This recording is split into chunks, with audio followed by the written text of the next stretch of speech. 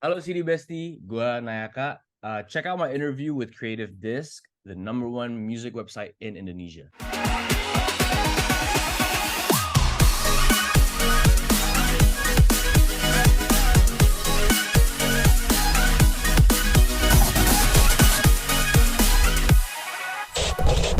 Hello CD Bestie, welcome back to Creative Disc exclusive interview with me Lutfi.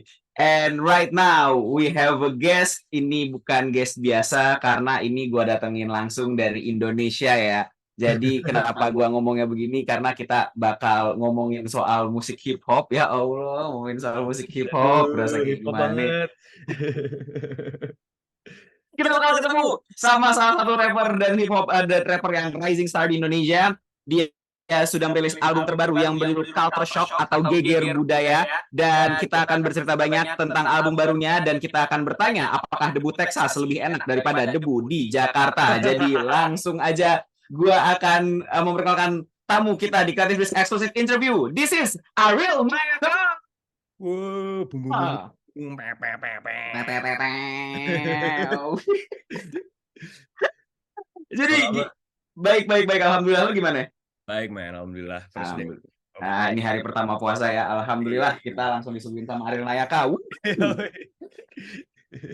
Jadi gue mau nanya, lu ada aktivitas baru nggak sih yang lu lakukan akhir-akhir ini? Sebenarnya aktivitas-aktivitas baru mungkin kalau di luar musik ya. Hmm. Recently lagi seneng main golf. Loh? Iya, lagi seneng main golf. Lumayan buat apa namanya? Buat rasanya kayak terapi gitu sih. Oh ya?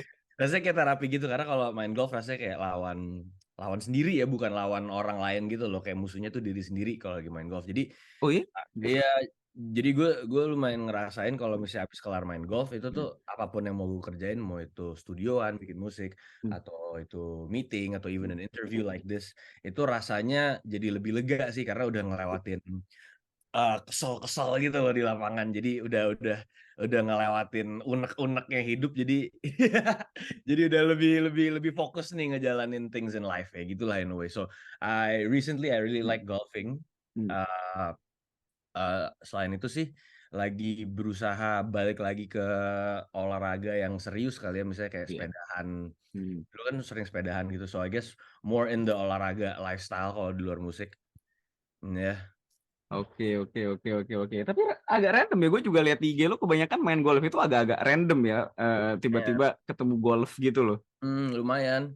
Sebenarnya awalnya diajakin temen, Hmm. tadinya nggak pernah main golf sama sekali, ke driving range pun nggak pernah. Hmm. Terus diajak salah satu teman deket dia yang ya udah lalu langsung turun lapangan aja kata dia. Terus me being me kayak oke, let's go gitu. Nyampe ke sana yang biasanya orang main 2 jam, kita main 6 jam. Merinding. Tapi nggak apa-apa, dari situ akhirnya jadi nemu apa ya, jadi nemu challenge baru lah in a way, 'cause I always like finding new challenges di something, anything lah ya, kalau ada challenge baru gue langsung tertarik kayak I have to be able to do this gitu. Jadi ada faktor working hard buat mencapai sesuatunya. Oke. Cool. Iya, yoi Ya, bro. langsung aja kita berbicara tentang your new album, Culture Shock. So, can you give us the detail about your new album, Culture Shock? Okay, so this new album sebenarnya I've had the idea dari 5 tahun yang lalu Oh. untuk pengen bikin album berjudul Culture Shock. Soalnya I grew up kan di luar negeri ya, di Houston. Lahirnya di sini di Jakarta. Tapi pas kecil kebetulan pindah ke Houston, and then di sana gue mengalami lah apa itu culture shock, even though pada saat itu I didn't know apa namanya disebutnya apa gitu kan. Oh iya. Yeah, I didn't know it was called culture shock, and then pas kesini growing older, baru looking back at my past life, baru gue realize kayak actually what I went through was culture shock, dan gue nggak malu dengan itu gitu loh. Soalnya banyak orang yang kayak mungkin they grew up in different places tapi mereka tuh malu ketika balik ke hometown-nya gitu loh, karena Oh ya? iya banyak, karena because they feel like they don't belong somewhere.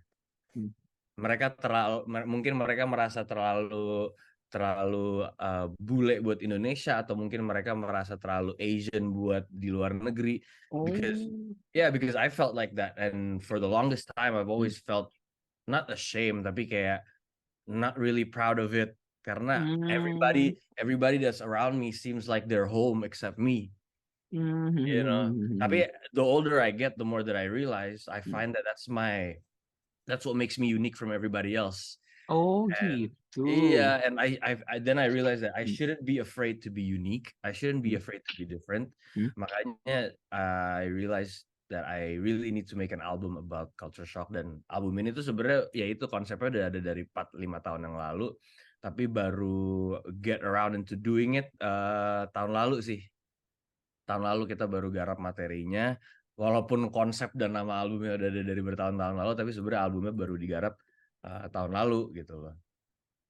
So basically that you are proud. Sebenarnya kalau misalnya yang gue lihat kayak you are proud of being yourself in this album instead of the culture that you are living in, instead the environment that you're living in, right? Yes, exactly. Finally, I'm proud of who I am. Gitu. Oh alah, emang pas zaman dulu lu tinggal di sana, emang ada rasa apa sih yang membuat lu kayak anjir gitu? Kok gue orang Indonesia ya di antara teman-teman gue yang begini gitu loh maksudnya gitu loh ya kan. Emang sense apa sih yang lo rasain ketika lo di Houston waktu itu? Sebenarnya mungkin awalnya gara-gara first impressionnya kurang baik kali ya karena kebetulan gue pindah ke sana itu tahun 2001 ya dan tahun 2001 gue masih umur 6 tahun 7 tahun. Yeah. And then like I moved there 2001 langsung pindah ke public school di sana. My mom sekolah negeri ya kan. Masuk sekolahnya bulan Agustus mungkin Juli Agustus. Yes. Bulan September ada that happened. Yes, very crazy tragedy in America known as 9/11 happened and pada saat itu because I'm a Muslim and then pada saat itu somehow gue dibully di sana parah. Iya benar ya. Gue sempet tuh ngalamin kayak lu teroris gitu.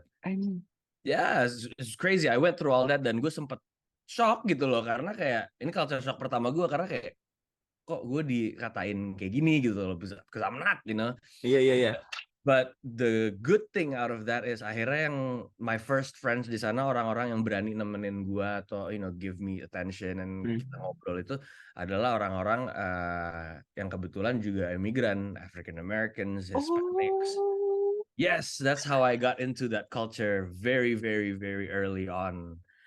Makanya jadi pas di sana ngalamin culture shock yang kurang enak, akhirnya ditemenin sama orang-orang sama my friends di sana. And then akhirnya tahun 2006 terpaksa harus balik lagi ke Indonesia. Itu lebih parah lagi bro karena gue culture shock di negara gue sendiri. Gimana? Nah ini pertanyaan ini sebenarnya pertanyaan akhir nih, cuman gue nggak apa-apa maju sekarang. Kita maju Sikat.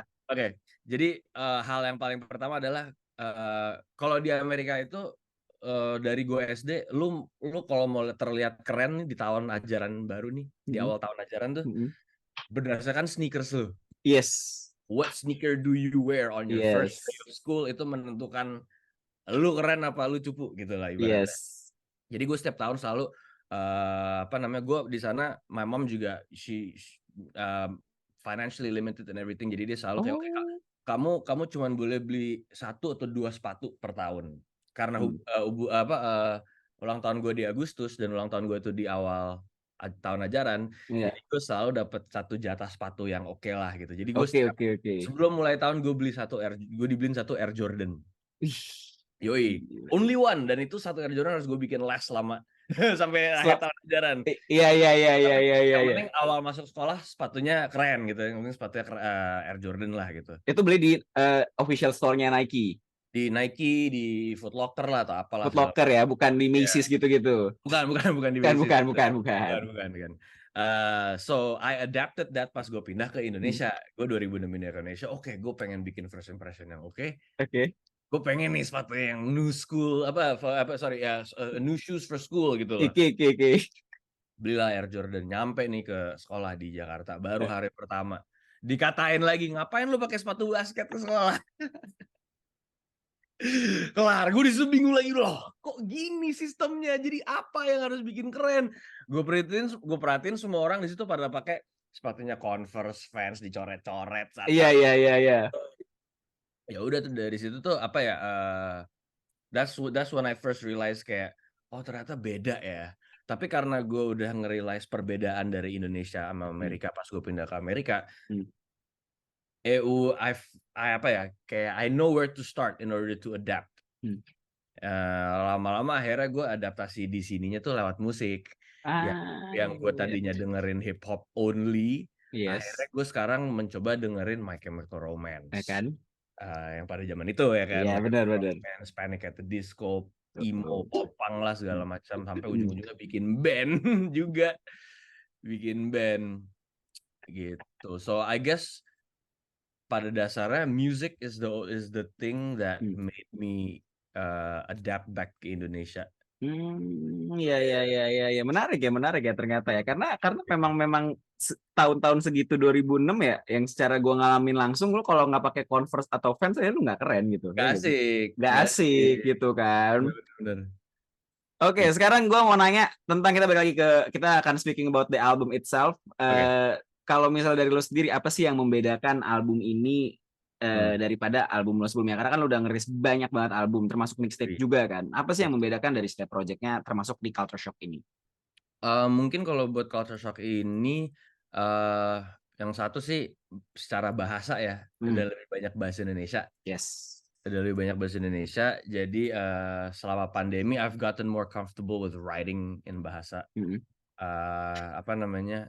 So I feel like I exercise that a lot more in Culture Shock.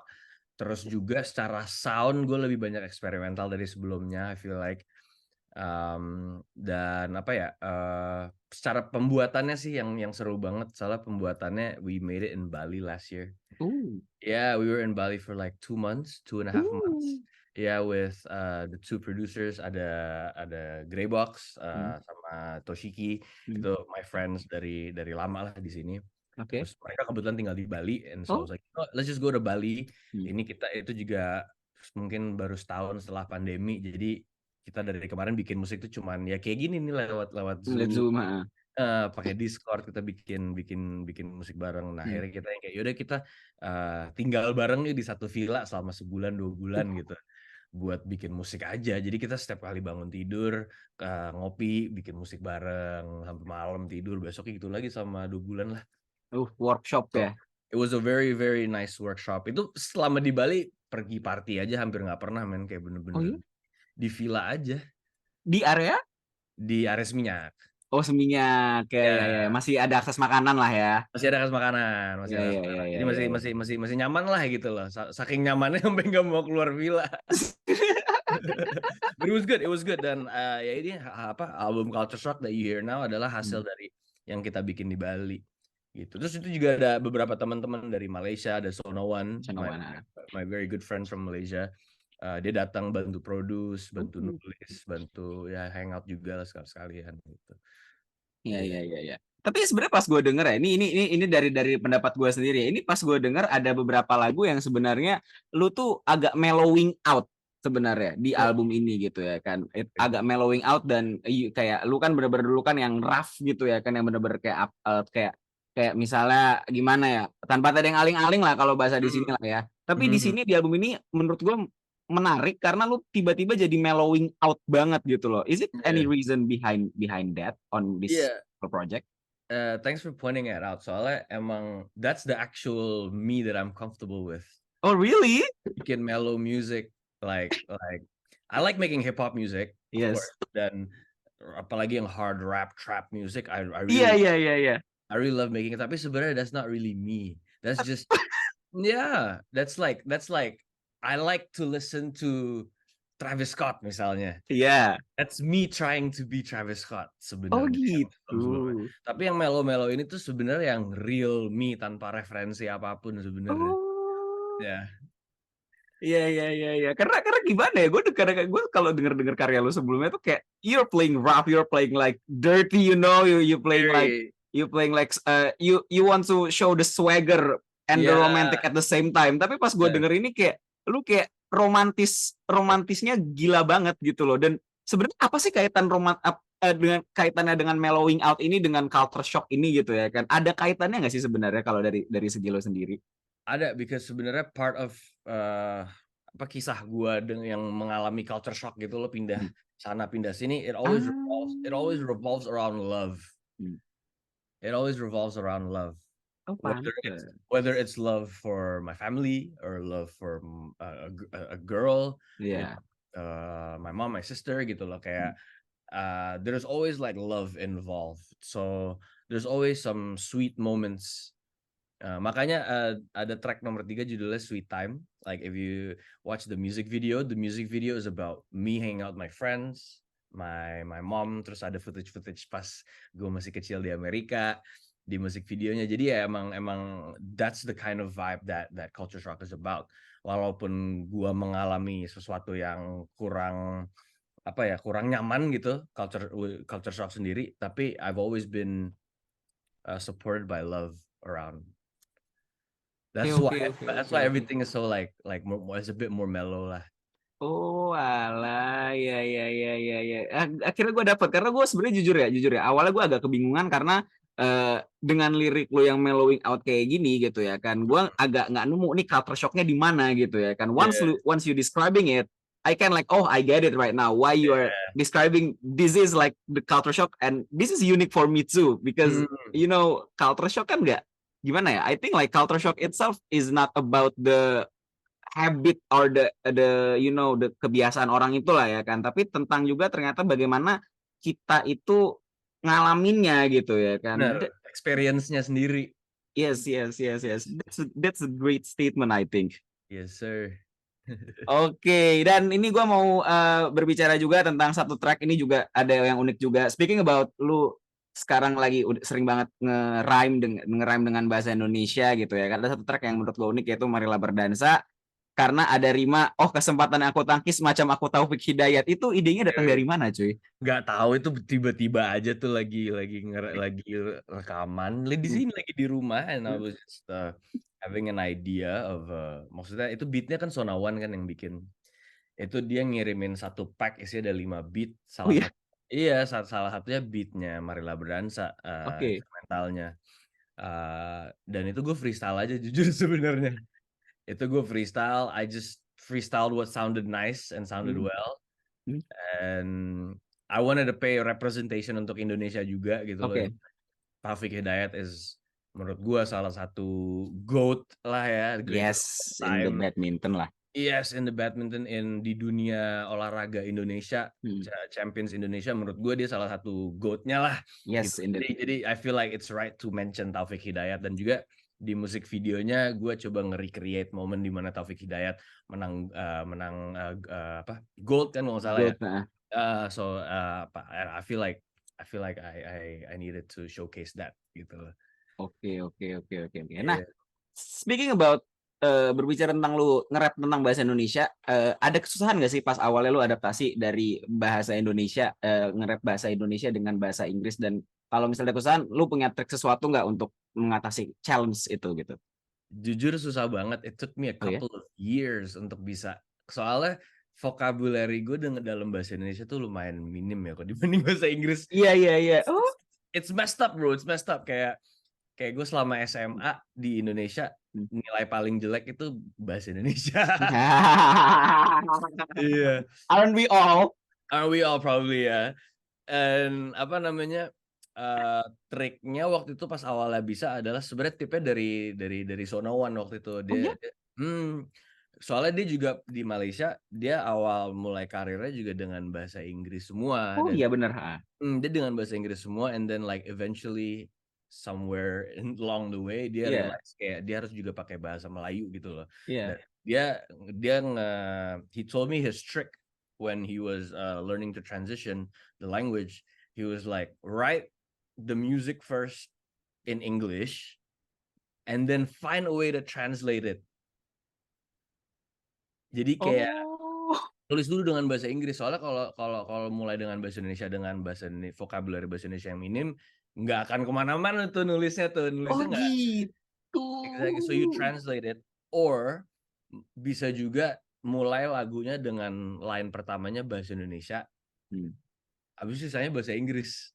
Oh Yang iya iya iya. pertama kali orang dengar bahasa Indonesianya aja gitu loh. Oh iya iya iya iya Yeah. iya iya iya, menarik menarik menarik So menarik menarik. that's the trick sih. I mean, tapi makin kesini jadi makin karena udah makin banyak exercise untuk apa namanya? Untuk nulis dengan bahasa Indonesia, makin kesini jadi lebih gampang lah in a way.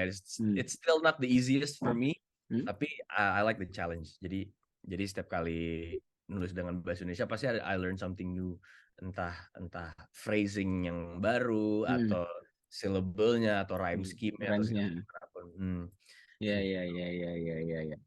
Tapi gue masih apa ya? Gue tuh sebenarnya masih mikir gitu ya kan. Emang bener ya kalau misalnya lu menjadi rapper you have so many good syllables lah. Maksudnya lo harus punya kosakata yang banyak juga kan, ya nggak sih? Iya, benar.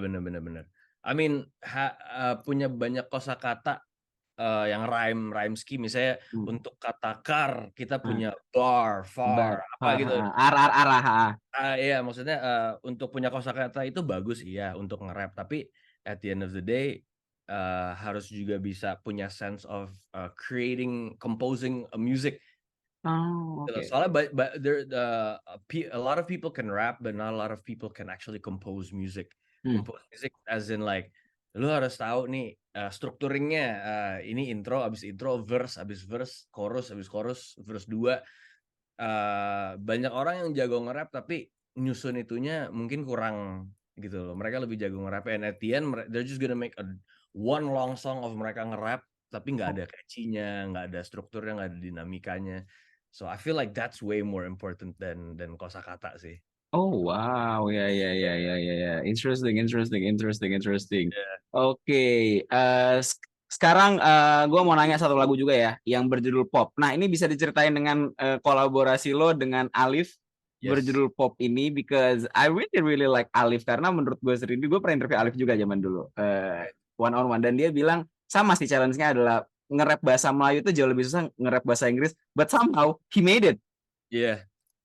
And he's got viral on it and he kind of like didn't expect that. So ceritain lagu lo sama Alif yang berjudul Pop.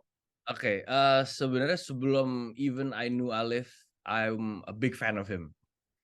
Oh ya? Karena yes, exactly for the fact that Alif punya satu lagu namanya Buat Selamanya kayak tahun 2000. Iya buat selamanya. Ya Buat Selamanya itu lagu hip hop pertama yang pakai bahasa Melayu Indonesia Yes. yang gue denger yang kayak ini keren banget. Iya. Cara pemilihan kata-katanya, penulisannya, struktur lagunya ini kelas luar negeri banget, nggak ada nih yang emang segenuinely segokil ini gitu loh. Yes. So I was a huge fan of him and kebetulan kita fortunately we're on one label in Def Jam. Jadi kebetulan pas We The Fest tahun lalu I was doing the show with him. Kita share panggung bareng sama Ben Utomo juga. And setelah kelar manggung, Alif decided untuk extend lah di Jakarta. Oh ya? Yeah, he extended. I think we played with the Fest Sunday, dia extend sampai hari Rabu, Kamis lah. Oh ya? And for Alif it's a big thing because he has a family, he has a wife and kids di Singapura. Jadi for him to extend, it's like, whoa man, it means a lot gitu kan. Iya. Dan di waktu extend itu akhirnya kita studioan lah. Niatnya sebenarnya fun fact, niatnya Alif itu tuh mau ngisi lagu Tenang tadinya yang ada di Culture Shock juga. Jadi dia mau ngisi Tenang. So I sent him the album sebelum albumnya keluar kayak terus gue ngomong kayak, bro lu dengerin ini, mau lu masuk dimanapun gue sediain ruang buat lu deh di mana. Iya. I will make sure you are on this album gitu loh. Tadinya dia suka sama yang tenang karena pada saat itu lagu pop belum jadi. Iya. Belum bikin lah at all. Terus dia janjian mau come to my studio, and then while waiting for him, kayak I think he was stuck in traffic, kena macet lumayan lama. Akhirnya sambil nungguin nih, gue bikin lagu dari awal aja sambil nunggu aja nih di studio. Lagunya itu mulai dari ada video of this girl on Instagram, terus dia yang kayak, hey guys, can you sample this? Terus ada suara dia. Iya. Itu kan, terus ya udah akhirnya gue bikin beat on top of that sample aja gitu loh, dan nggak ada niat mau bikin apa-apa. Di tengah-tengah gue bikin itu Gue udah nulis lirik segala macem, udah rekam bagian gue jadiin konten di Instagram tuh. Oh. Bikin konten Instagram buat seru-seruan aja. Terus Alif dateng, terus Alif langsung ngomong gini, itu konten yang lu bikin di Instagram mendingan lu archive dulu deh, kita kerjain lagu itu aja yuk. Lah, gitu. Ya udah, akhirnya kita ngerjain itu, hari itu langsung jadi. Paling 2 jam 3 jam max ngerjainnya. jadi lu ngasih followers Instagram lu free teaser lah ya, Free ibarat kata. teaser, Free. iya, free teaser. Pas Alif datang langsung kayak, itu mendingan lu archive, itu keren proyeknya, kita kerjain yang itu aja. Oke, siap. Iya, iya, iya, iya, iya, iya. Iya, Oke. Iya, iya. Sekarang gue mau nanya, apa namanya? Ini sebenarnya hal yang paling unik di dalam cover album lo itu, gue pas lihat itu ya di Apple Music gue ya, gue kayak udah gede banget balonnya. Terus ini, lu tahu gak sih ada rasa-rasa uncanny gitu, kayak lo tuh sendiri, yang lainnya tuh kulit hitam sama kulit Hispanik, cuy. Ya kan, iya. kayak can you tell us more about that cover because that's so unique to me. Yeah, that's actually my 10th birthday. Lah, itu Iya, itu dirayain di mana? di Houston, di Amerika. Di Chuck and Cheese, bukan? Di Chuck E. Cheese, kok tahu? Lah, itu kan tempat mainstream buat Iya, ulang tahun di Chuck E. Amrik, Cheese. cuy. Yes, Anak-anak Amrik pasti Chuck and yoi, Cheese. that's Chuck E. Kayak Cheese. beneran itu di Chuck and Cheese. Itu di Chuck E. Cheese, Lu bro. kocak. Itu bener di situ. So, it was my 10th birthday, dan itu kebetulan adalah, ya, those are my friends di sana. Itu yang tadi yang gue cerita yang gue dibully, Iya. apa segala macam. Those are the guys yang nemenin gue akhirnya. Oh, Uh, wow. Ya, apa namanya? They were my really good friends. Mereka yang ngajarin gue tentang hip hop, tentang Smackdown, tentang apalah, tentang Yu-Gi-Oh, semua kita main bareng itu semua. We discovered music that we're not supposed to discover when we're 7, 8 years old. You know, Seperti Eminem, iya. 50 Cent, Snoop Dogg, you know, like dope music by the way. I love their music. Yes, yes. Tapi kayaknya untuk umur 7 tahun kayaknya jangan dengerin. Apalagi dulu CD, kan kita dengerin pakai CD ya. Iya. Jadi kita bisa baca liriknya gitu kan. Pokoknya so like I don't know if I was supposed to listen to, but yeah, those are my very good friends. Unfortunately 3 udah meninggal dari foto itu. So yeah, rest in peace to them. Tapi ya, they were my really good friends, and itu my mom took the picture. Iya, iya, iya. Tapi menarik sih dengar cerita lu sih. Lu dengerin musik-musik quote unquote terlarang gitu ya kan, seperti Eminem, Snoop Dogg gitu ya kan. Tapi kerennya nyokap gue nggak pernah ngelarang sih. Nyokap gue. Oh iya? Iya, dan she knows what I'm listening to. She knows kata-kata kasar yang keluar dari album-album itu. Betul. Tapi dia nggak pernah kayak, bang jangan gitu loh. Dia nggak pernah ngelimit. So that's one of the things that I love about my mom. Like she lets me explore, explore-nya gitu loh. Oke. So, sekarang gue mau nanya. Jadi tadi pertanyaan gue belum kejawab tadi. Lebih enak debu Texas apa debu Gurun Texas atau debu Jakarta?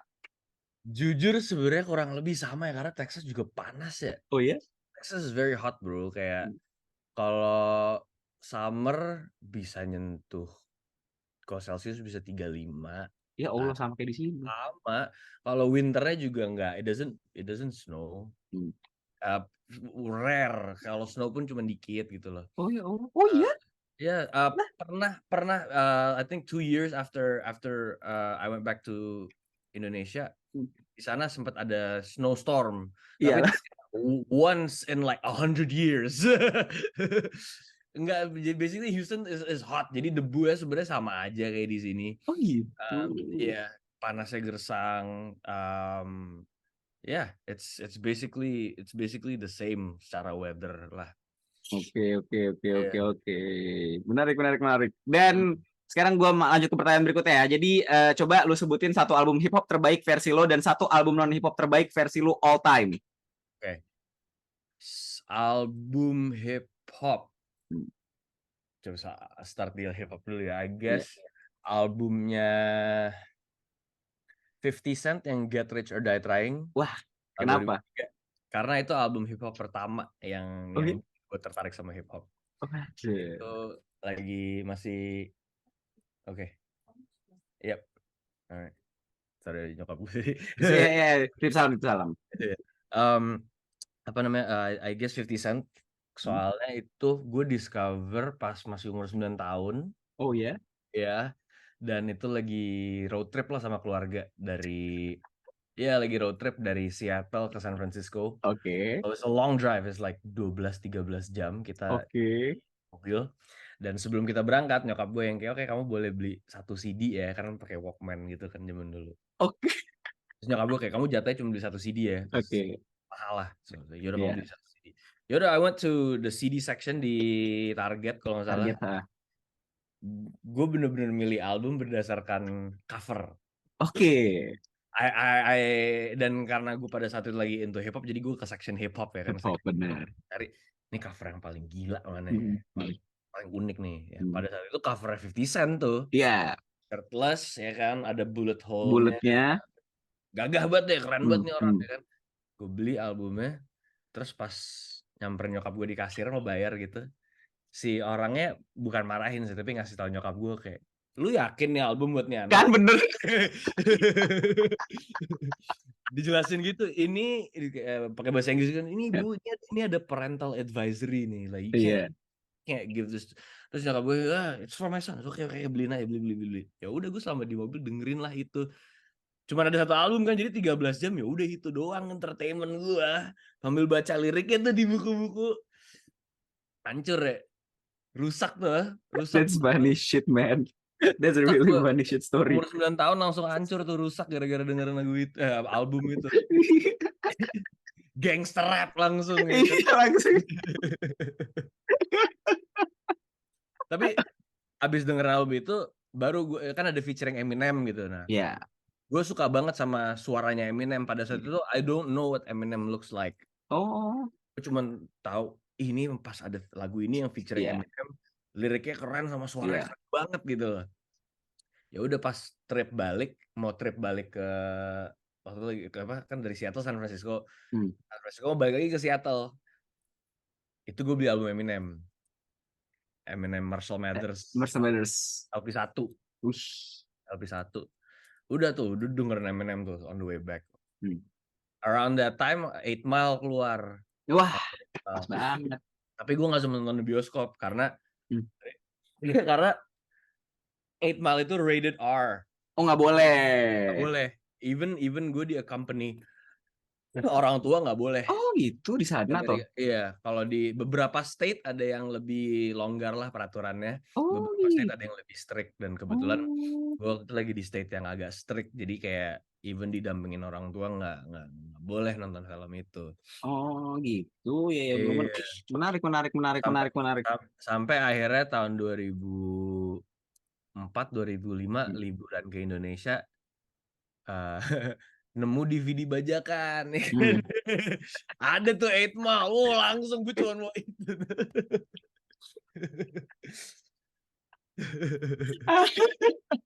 Oke, satu album non hip hop. Oh iya, oke. Ini album non hip hop. Michael Jackson Thriller. Why? Karena albumnya sedikit concise, cuma 9 lagu ya kalau nggak salah. Iya benar. 9 lagu, dan itu dari awal sampai akhir tuh it's very concise. It's one tone, one story, dan I feel like Quincy Jones kan produser. Quincy Jones is my favorite producer of all time. Yes, and dan juga Michael Jackson itu my dad's favorite musician of all time. Oh gitu. Iya. Gue pas kecil sebelum ke Amerika, bokap gue suka masangin lagu-lagu Michael Jackson. My first memory of music adalah Michael Jackson. Pertama kali gue realize kayak ini soundnya enak nih gitu loh. Itu Michael Jackson. Oke. Thriller is ada sentimental value-nya lah Thriller buat gue. Ya. Oke, sekarang ini gue punya 2 pertanyaan terakhir, dan pertanyaan terakhir yang pertama ini agak susah ya karena ini banyak yang nggak bisa dijawab cepat sama banyak artis. Jadi gue akan nanya, sebutin 5 hal yang kami tidak ketahui tentang Ariel Nayaka. Go. Wah, nggak bisa nyetir manual. Itu random facts ya. I don't think I've ever told that to anyone. Nggak bisa nyetir manual. Nggak bisa makan pedas sama sekali. Oh really? Yeah, I have a tattoo on my leg tulisannya no spicy. Yeah, no spicy. Oke. Apalagi ya? Yang ketiga. Yang ketiga, apalagi?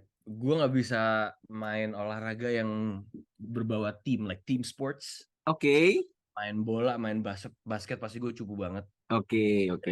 So I realized that pas pindah ke Indonesia semua orang pada main Futsal, basket. gue coba-coba ikut, enggak sih, it's not for me. Fourth one. I can speak 3.5 languages. Oke, yang 1,5-nya adalah English, bahasa Indonesia, German, Oh. A little bit of French, Oh. just a little bit. Iya. And dulu pas di Amerika sempat wajib buat belajar bahasa Spanish. Baca Spanish is like core subject lah. Iya, benar. A little bit of Spanish. Oh. And I have a fascination dengan belajar bahasa. Oke. That's the vibe. Yeah. Oke. Sekarang very last question. What's next for Anayaka after this interview? Okay. I am planning to drop one more or maybe two more videos, music videos dari Culture Shock. Mungkin sometime di bulan puasa or maybe after. Okay. Kita ada shooting, and then we're trying to figure it out whether we shot 2 videos. We're trying to figure out whether kita gabungin jadi 1 atau 2 different videos. So yeah, dari Culture Shock ada itu. After Culture Shock, I'm planning to do very pop music. Yes, I'm experimenting dengan beberapa produser baru yang gue belum pernah kerja bareng. And kemarin udah sempat studioan sama Marco Steviano, amazing producer. Nanti deh tinggal tunggu rilisannya tuh. Apalagi ya, I'm also doing ini masih a bit of a secret tapi nggak apa-apa deh. Kemarin I decided sama Busboy we're gonna do a little joint album EP sama Busboy. Yoi, kemarin baru banget kemarin Busboy came in my studio, terus kita bikin beberapa lagu, you know, because Busboy is also doing experimentation di pop music. Oh, wow. Iya, terus Busboy gave the idea of like, bro, ini mumpung kita dua lagi ngerjain pop secara individual, mending kita bikin joint album yang tetap hip hop. Jadi di joint album ini kita bener-bener yang hip hop yang tadi like you said like me zaman dulu, you know, like the very hip hop stuff. Karena Busboy juga sebenarnya senang banget sama that kind of hip hop kan. Iya. Terus lagi untuk kita nge-exercise dan nge-maintain our hip hop sound itu kita bikin kayak joint project yuk gitu. Oke. We'll see what happens gitu. Oke, we will see what happens dan mungkin gue akan interview lo lagi kalau misalnya lo sudah memasuki pop era. Yes, karena ini sangat interesting for me. We're waiting for this project. And that's wrapping up for this interview. Ariel Nayaka, thank you so much. Ariel Nayaka, thank you so much for this interview. Jangan lupa buat ngecek album terbaru Ariel Nayaka berjudul Culture Shock di berbagai macam platform streaming kesukaan kalian. Dan jangan lupa untuk follow Ariel Nayaka di berbagai macam platform in social media yang dipunya. Do you have an Instagram, yes? Yes, Instagram, everything. Twitter, TikTok ada? TikTok, everything ada. Ada semua. Langsung aja di search Ariel Nayaka. Tidak pakai spasi. Nope. Tidak pakai spasi tentunya. Oke. Jangan lupa juga buat subscribe creativedish.com di YouTube dan juga selalu always checking creativedish.com because we are the #1 music website in Indonesia on many social platform and also on the website. We are still on the website, bro. Still thriving. Still nearly 20 years, of course. Oke. So, this is Lutfi pamit undur diri dan di sebelah gua ada Nayaka. Okay. We are signing off. Thank you so much for listening for this interview.